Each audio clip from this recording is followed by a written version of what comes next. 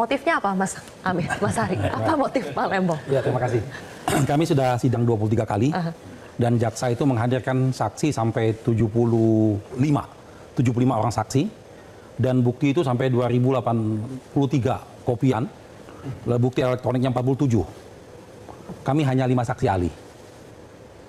Selama persidangan, tadi yang disampaikan oleh beliau-beliau tadi, bisa kita buka sebetulnya dalam rekaman persidangan, itu terbuka untuk umum. Hanya sederhana, kasus ini sederhana, nggak perlu pintar-pintar amat untuk kasus ini. Sederhana sekali. Di sini ada unsur-unsur tentang perbuatan melawan hukumnya, dijelaskan 1, 2, 3, 4 oleh hakim. Lalu di sini satu lagi tentang kerugian keuangan negara yang menguntungkan korporasi. Dua hal ini aja, sederhana. Assalamualaikum warahmatullahi wabarakatuh. Para pemirsa, ini kita lanjutkan cerita seputar Yusuf Mansur dan keanehan-keanehan yang ada padanya. Misalnya, kenapa sih kalau cerita Yusuf Mansur sekarang ini seolah-olah tenggelam gitu oleh peristiwa-peristiwa besar yang terjadi di tanah air kita. Sebenarnya kalau kita lihat, ya kita terus mempersoalkan atau masyarakat terus mempersoalkan tentang Yusuf Mansur dan kejahatan yang dilakukannya terhadap umat Islam. Misalnya sekarang ya, kenapa sih kasus atau kasasi terhadap Ibu Lilis Siti Rahmah yang diajukan oleh Yusuf Mansur itu keputusan dari MA-nya kok lama sekali gitu. Sampai sekarang belum ada keputusan. Ini kita lihat suatu tanda-tanda, ya kan? Karena di Pengadilan Negeri Bogor, Ibu Lilis dimenangkan oleh hakim secara sah dan meyakinkan. Di mana Yusuf Mansur harus membayar uang sebagai uang prestasi kepada Ibu Lilis Siti Rahmah sebesar 4 miliar sekian ratus juta gitu. Lalu dalam kasus itu Yusuf Mansur ya mengajukan banding, ya kan? Banding di Pengadilan Tinggi di Jawa Barat di Bandung itu kembali memenangkan Ibu Lilis Siti Rahmah. Lalu sekarang Yusuf Mansur belum puas, dia mengajukan kasasi ke MA ya, karena memang itu urutan hukum gitu yang ada di negara kita. Lalu MA-nya kenapa belum ada putusan? Maka di sini banyak orang yang berspekulasi. Karena kalau dikalahkan lagi Ibu Lilis Siti Rahmah, wah itu suatu perbuatan yang janggal gitu. Kenapa? Di Pengadilan Negeri dia menang, di Pengadilan Tinggi dimenangkan, lalu tiba-tiba masa di MA tiba-tiba dikalahkan. Karena itu kita lihat kasusnya sekarang ini tidak tahu nih, belum ada keputusan. Maka ada orang yang nyeleneh gitu, jangan-jangan itu apa namanya ada permainan uang gitu. Nah, kalau di sini kita kembali kepada pemahaman masyarakat kita tentang permainan kasus atau persoalan kasus di lembaga yang terhormat tersebut. Karena ada juga yang berseloroh begini, nanti kamu digugat, nanti dituntut. Ini kan lembaga super body itu gitu. Ya kan? Ada juga yang pikir begini, itu kan korupsi atau suap sogok di MA itu seperti kentut gitu. Bagaimana kentut? Kentut tidak terbukti, tapi baunya bisa tersebar gitu. Ya kan? Kita mau nuduh siapa? Wah, susah juga gitu. Karena itu perlu kepada kejujuran. Ya, tapi 1-2 kasusnya muncul juga, ya kan? Muncul juga. Itu kasus misalnya di Pengadilan Negeri Jawa Timur kan, Tanur itu siapa tuh, Robert Tanur kalau nggak salah namanya, kan jelas itu. Kemudian dilihat lagi Yusuf Mansur berantem dengan pengacaranya ketika kasus Zaini Mustafa tidak bisa di apa namanya ini di finishing gitu. Di finishing itu tidak boleh mengajukan lagi tuntutan hukum. Gitu. Ternyata Zaini diperkenankan oleh pengadilan negeri di Jakarta Selatan untuk mendaftarkan kembali kasusnya. Marah-marah Yusuf Mansur kepada kuasa hukumnya. Kita belum tahu nih apakah mereka itu diganti atau masih tetap. Gitu. Kalau diganti ya sudah pasti itu. Pasti itu. Mungkin dalam bahasa kita ini ya. Waduh, keluarin banyak kok masih nggak selesai ini kan gitu kan. Itu yang kita lihat gitu. Jadi itu kasus-kasus besar ya. Kita anggap aja lah begitu.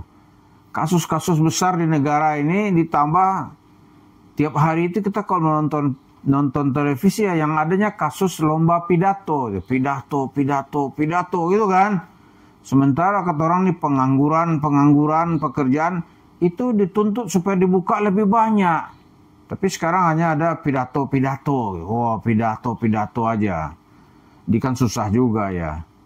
Tapi walaupun begitu, kita yakin dan percaya umatnya itu mungkin ada berita besar yang nggak selesai. Tapi masyarakat itu hati nurani nggak mungkin bisa dibohongi. Nggak mungkin bisa dibohongi. Salah satu unsur budaya kita, apa bukti masyarakat itu nggak bisa dibohongi gitu. Kalau masyarakatnya sudah banyak yang apatis, diem aja udah gitu. Gitu. Dilihat aja nih, kalau makin banyak orang memburu pekerjaan, katakanlah menjadi TKI dan TKW ke luar negeri, nah, itu tanda itu di dalam negeri banyak masalah. Gitu. Nah, kembali kepada cerita Yusuf Mansur ini, kalau masyarakat sekarang ini sudah mau menenggelamkan Yusuf Mansur, tenggelamkan aja udah gitu. Orang sudah tidak respect gitu. Siapa aja yang memfasilitasi Yusuf Mansur dijadikan musuh publik. Gitu.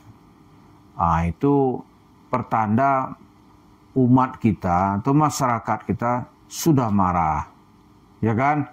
Sudah marah. Jadi mereka nggak sanggup tuh demo-demo tiap hari ke rumah Yusuf Mansur. Apalagi sisi pemberitaan itu cenderung menguntungkan dia gitu.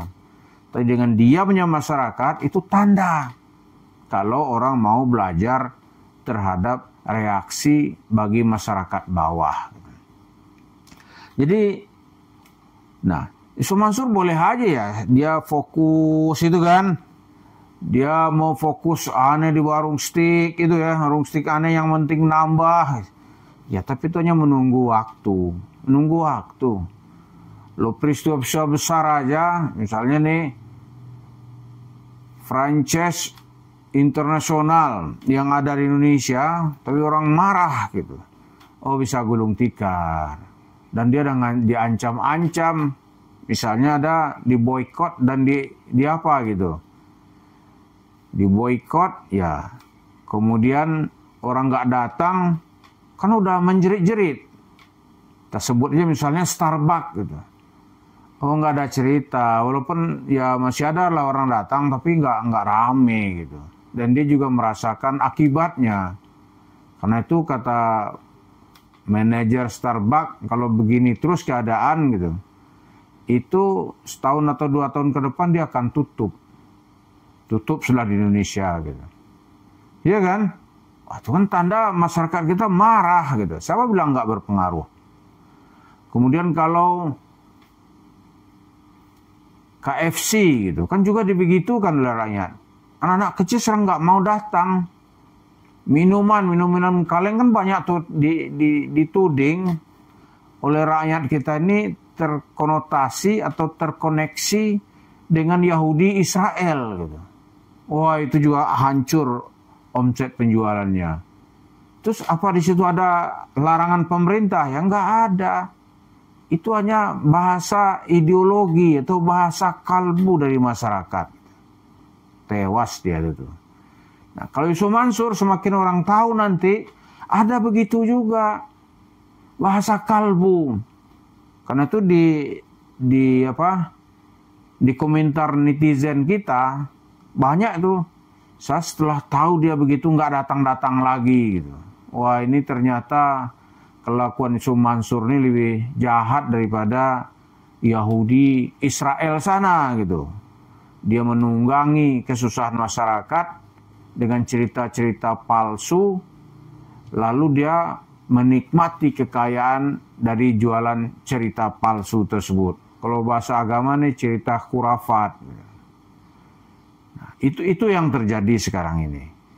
Jadi ya masyarakat sekarang memaknai peristiwa atau kasus Yusuf Mansur ini bukan semata-mata kasus berbedanya pendapat atau ikhtilaf gitu. Bukan.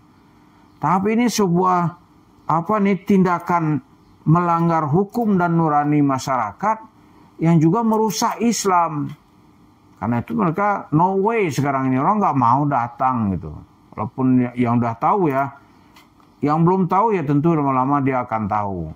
Jadi di situ nanti ajal dari kedikdayaan Yusuf Mansur itu akan tiba. Dia nggak bisa lagi cerita, aneh minta sama Allah dikasih 2 miliar, cup, kamu berapa duit cup, nggak bisa. Jadi mudah-mudahan apa yang terjadi sekarang ini, walaupun ada kasus-kasus besar menutup kasus Yusuf Mansur, tapi hati nurani masyarakat tidak mungkin bisa ditutupi. Terima kasih. Assalamualaikum warahmatullahi wabarakatuh.